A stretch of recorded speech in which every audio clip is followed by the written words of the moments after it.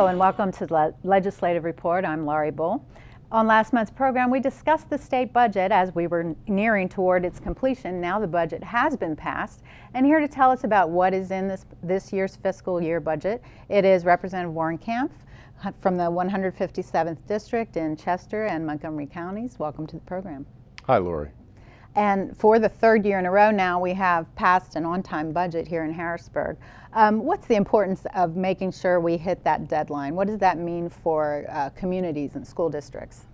Well, I mean, fundamentally, the budget needs to get passed so that the monies that go to the school districts, that go to the county aging offices and human services offices actually goes there. And you know, although it seems like, of course, you should do a budget on time, Harrisburg in the not too distant past thought that was sort of a flexible deadline, and my understanding is lots of school districts and other offices were kind of thrown into turmoil over the inability of the state government to pass its budget on time. So we did that for the third year in a row this year, and that in and of itself is important. And what about tax increases in this budget? Is there anything along those lines? No, there isn't. And you know, I think that is a good thing. Just to talk a minute about the budget. In the last couple of years, I've been serving in the legislature now. This is my third budget that I voted on. Just to do last year's services and meet last year's commitments, there are increases in costs. We have very significant increases in our pension contributions for reasons maybe we can talk about later. We have mandates from the federal government in the human services area, Medicaid and the welfare system that we have to comply with, and those dollars are mandatory and they go up, or at least have been in the last couple of years. And then there are other costs to carry. So in order to just do last year's services, it costs more. We were able to, in this year's budget, as in the last 2 years, to, I think, be fiscally responsible. This year we did increase spending, but below what's called the Tabor rate, I think about a 2.5% increase.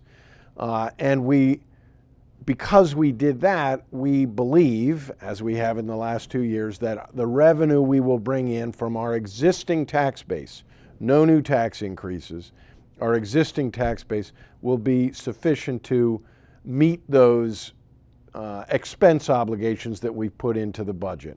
But I think you're right. I think a no tax increase budget, especially in a time like this, is still very much a priority for my constituents, the businesses that are in my district and in my region. So I'm glad that was a piece of it. And even with that fiscal restraint, the House and the Senate were still able to come up with some increases in certain areas and certain line items. Let's talk about education first. K through 12 education is receiving more state dollars than ever before. Basic education, highest ever, historic levels. Can you discuss that investment into our K through 12 education? Well, I've certainly heard from my constituents in my time in the House, you know, many people saying that K through 12 education is very important to them. Avoiding, you know, distress and layoffs and other things at the local school district level is very important. So I am glad that this budget is actually, you use the word historic, it's at an historic high level for K through 12 funding. I think it's more than $10 billion all in for the K through 12 system just from the state budget. And that, I think, represents about $122 million more dollars than in last year's budget. So in my school districts, the ones I represent, there are increases in some of the pockets of line items that those dollars go to. So that's good for my local districts.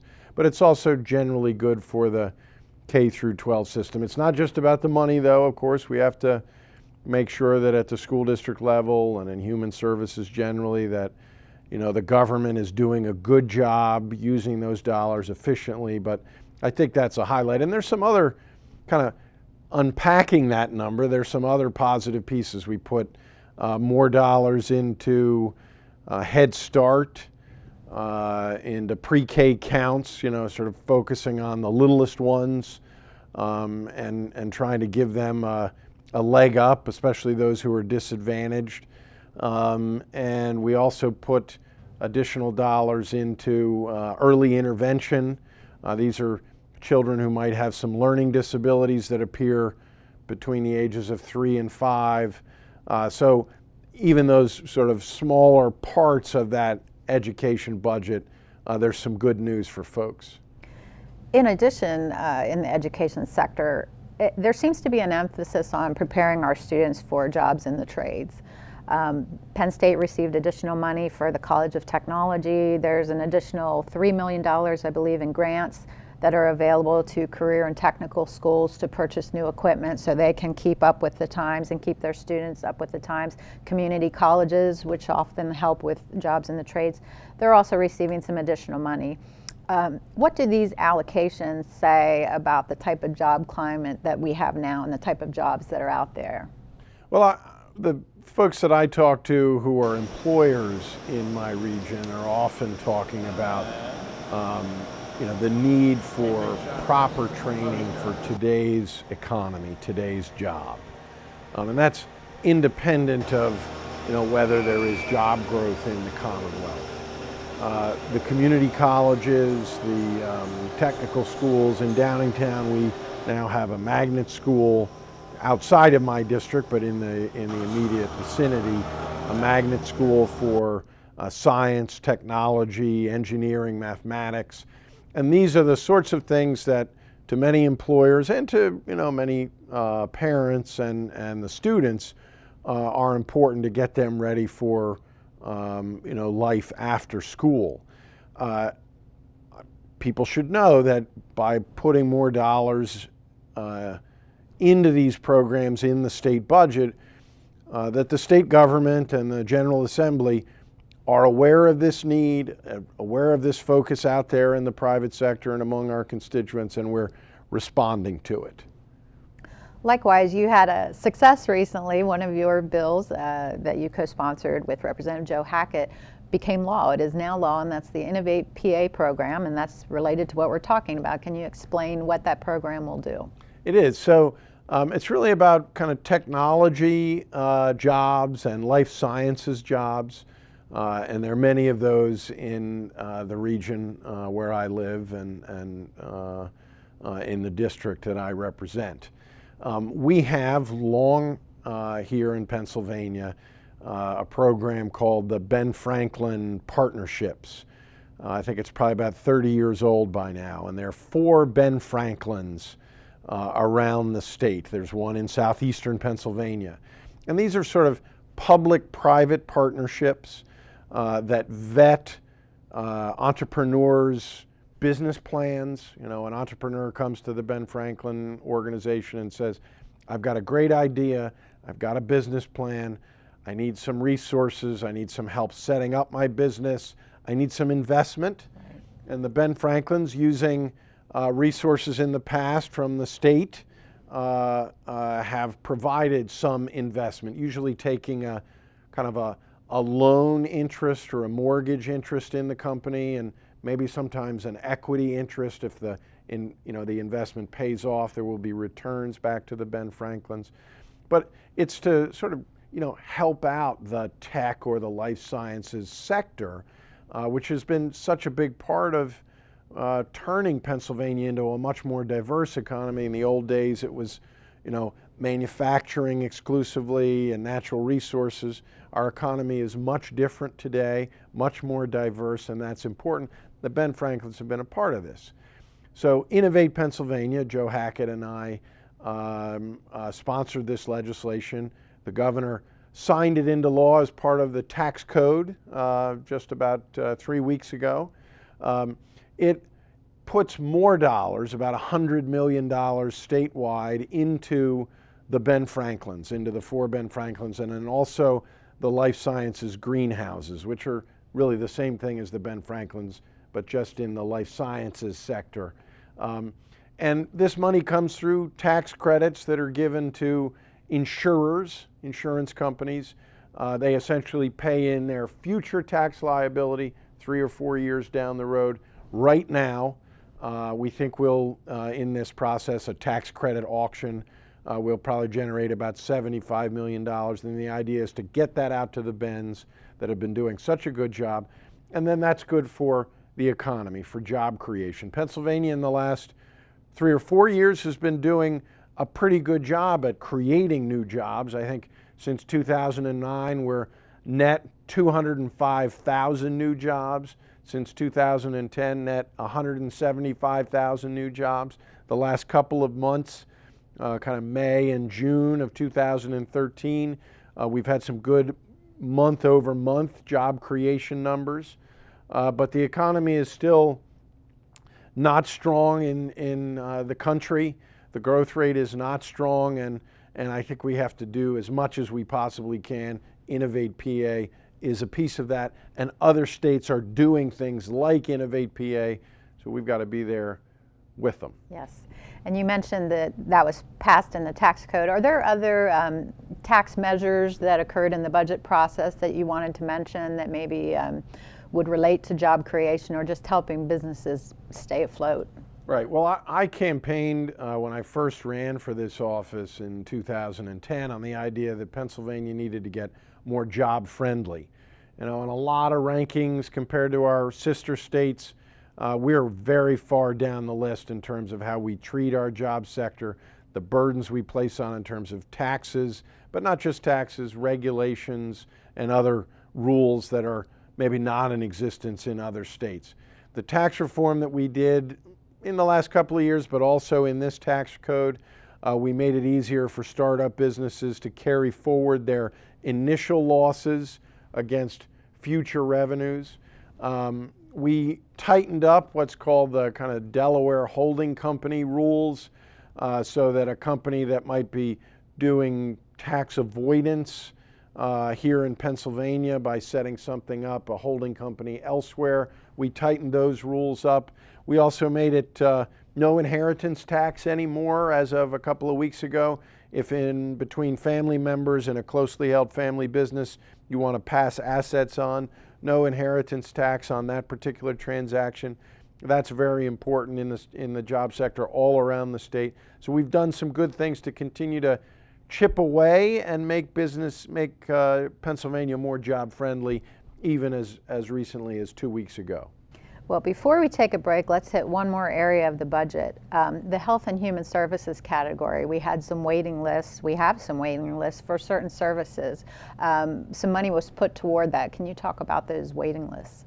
Right. So the Department of Public Welfare, which is a very big part of the state budget, I think it's about $11 billion, almost 40% of that. Much of that is mandated by the federal government. Medicaid, food stamps, and other things. Sure.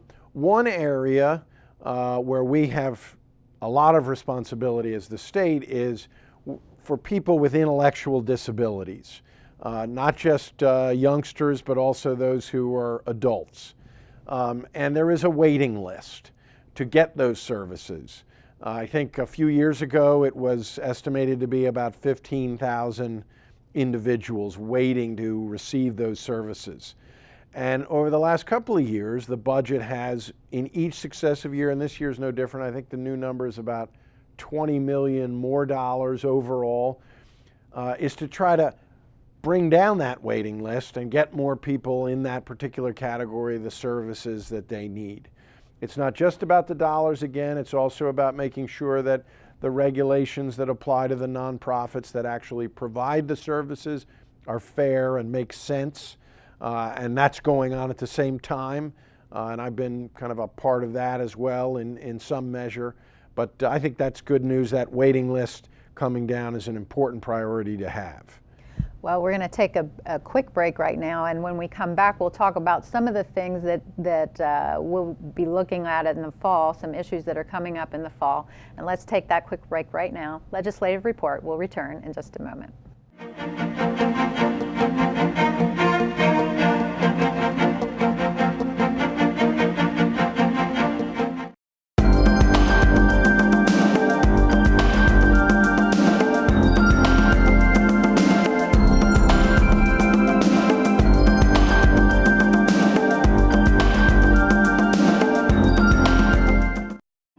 Did you know that Violet Oakley was the first female artist to receive a large commission for artwork done in a United States Capitol building?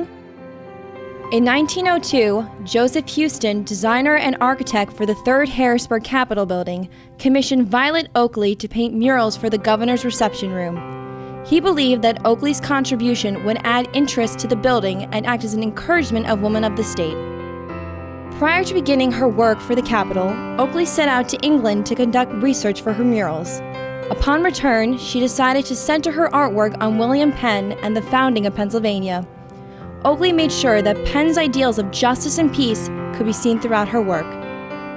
In 1906, she completed 13 murals titled The Founding of the State of Liberty Spiritual and was placed in sequential order around the governor's reception room.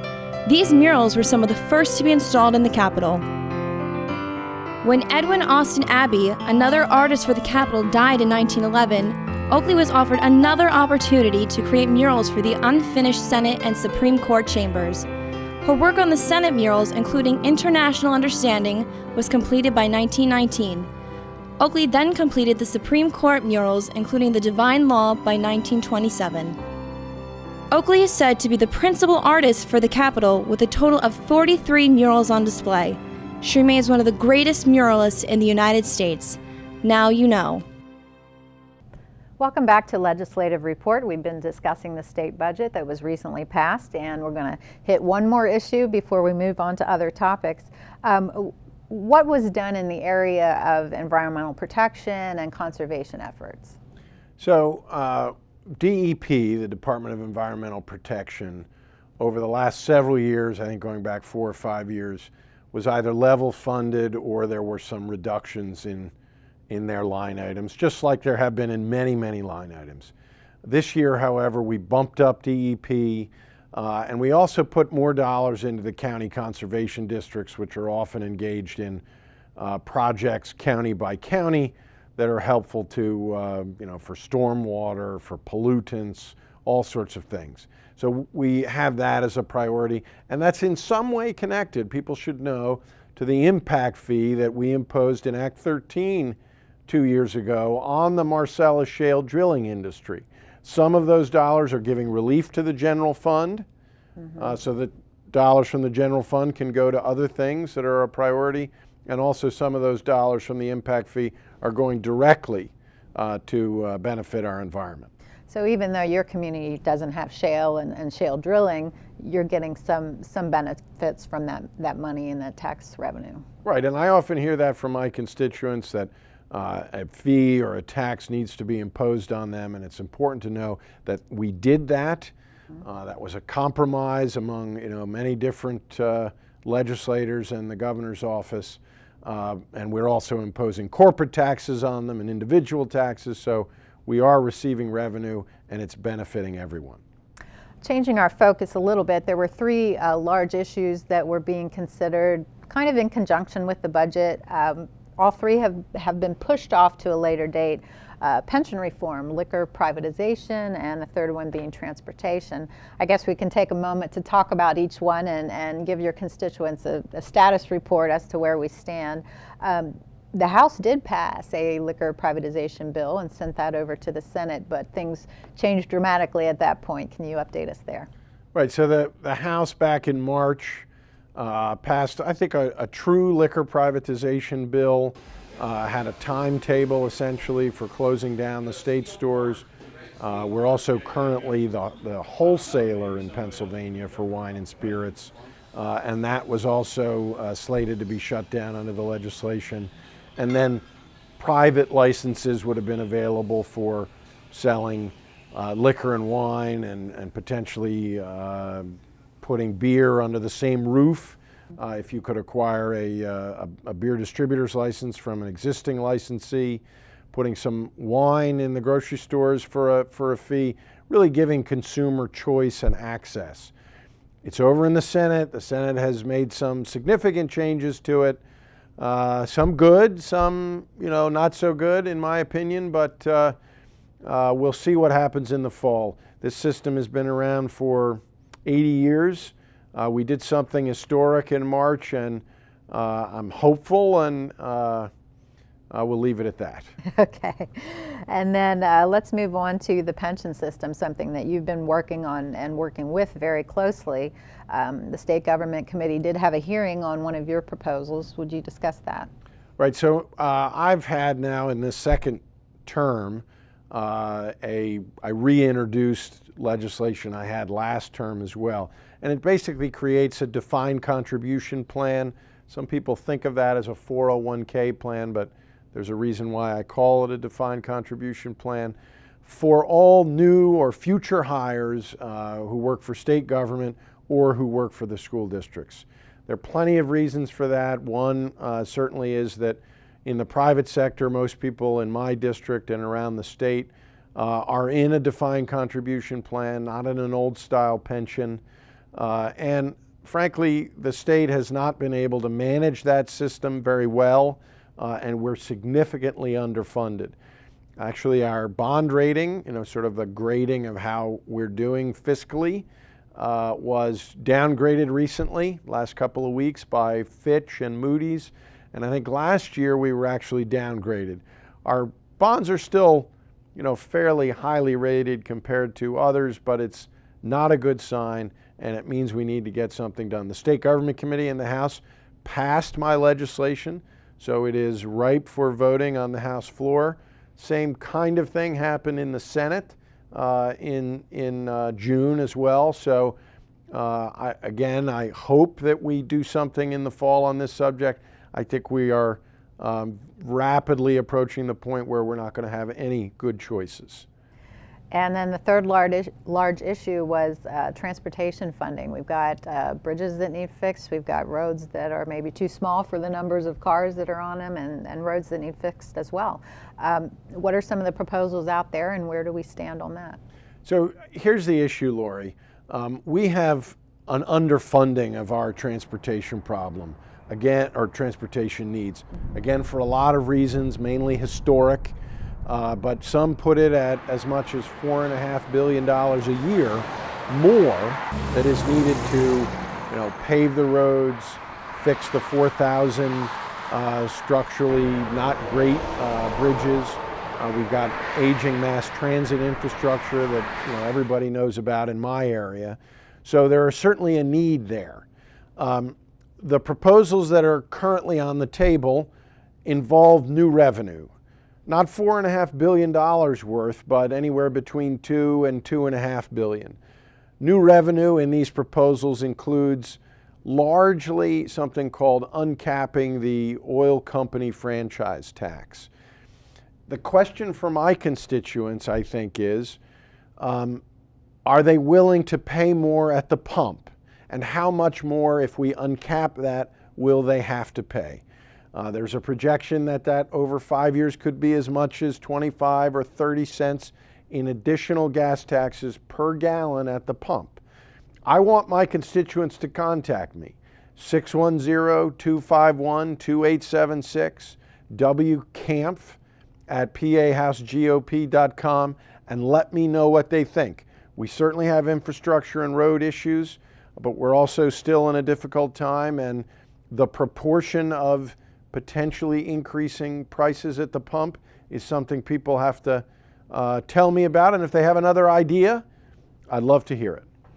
And I guess the silver lining to not getting to these three issues, it takes away some of that pressure. There's certainly a lot of crunch time in June, and maybe with this summer, there can be a deliberative approach to these and maybe some solutions in the fall. Right, and we have to understand all of these problems have been growing and gestating for a long time. Yes. Our pension system, transportation revenue needs, and an 80-year-old privatization concept Yes. for the LCB.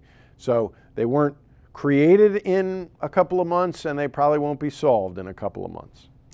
Let's switch gears here a little bit. There's a large package of bills that have gone through the House. I'm not even sure how many, probably over a dozen bills related to better protecting our children. It's coming in the wake of what happened with Jerry Sandusky at Penn State. There was a task force that was created to look into our laws and to see if we have the best laws and the best procedures for recognizing and reporting child abuse.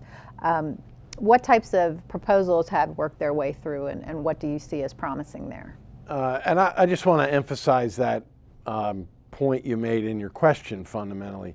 So in the wake of what happened at Penn State, the legislature put together a task force, and often people look at that and they say, oh, it's another committee, just putting off the problem. So out of that task force, after listening to lots of experts, people out in the field dealing with with child abuse and reporting issues, probably about a dozen bills, pieces of legislation were proposed.